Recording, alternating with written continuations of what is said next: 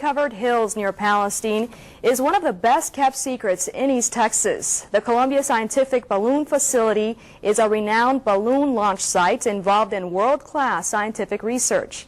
KLTV7's Joan Hallmark fills us in tonight's Proud of East Texas.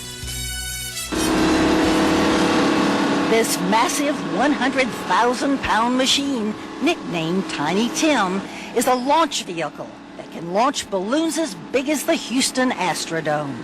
Crew Chief Victor Davison, an East Texas native, is one of only 3 people in the entire world who has the expertise to launch these balloons. Now, this is the original. Who built it? R.G. Letourneau out of Longview, Texas. Right here in East Texas. The data that we get, the scientists get rather, is used all around the globe.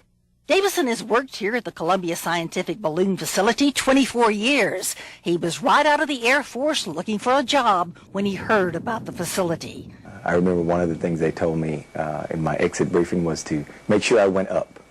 Don't go backward. And so when I saw this job advertised in the paper, it said National Scientific Balloon Facility, and I thought that was upward. And it has been upward. Originally established in Boulder, Colorado in 1961, the National Scientific Balloon Facility was moved to Palestine in 1963. It has recently been renamed the Columbia Scientific Balloon Facility in honor of the Columbia crew and is under the sponsorship of NASA. When I first came to work here, it was we were launching a lot of small balloons, 11 million cubic foot balloons and 4 million cubic foot balloons. But as time progressed, we got to launching the bigger, heavier balloons that lift 8,000 pounds.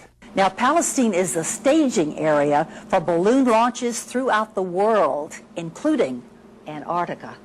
A number of the facility's balloons are launched each year from that icy land with its 15 plus to 20 below temperatures.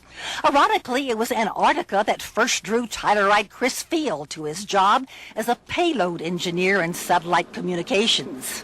What got my attention was it said you must be able to pass the exam to go to Antarctica. And I thought that sounded really neat, so I decided to apply for this job, and they ended up hiring me. Palestine is also the control center for launches at various other world sites, including Sweden, Australia, Canada, and India.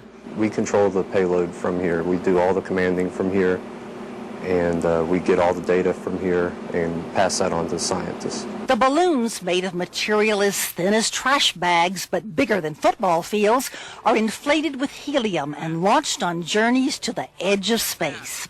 The data gathering and scientific experiments they carry out can be accomplished at a fraction of the cost of rockets and space shuttle launches. A lot of people think that what we do has to do with forecasting the weather. Weather forecasting, it's not. Although weather monitoring for launches is part of the job. But what about sorting out the Big Bang Theory, detecting cosmic rays, measuring ozone layers, and hundreds of other scientific experiments that most of us don't understand? But what is accomplished by the Columbia Scientific Balloon Facility may well affect our lives and those of our children as long as this planet spins.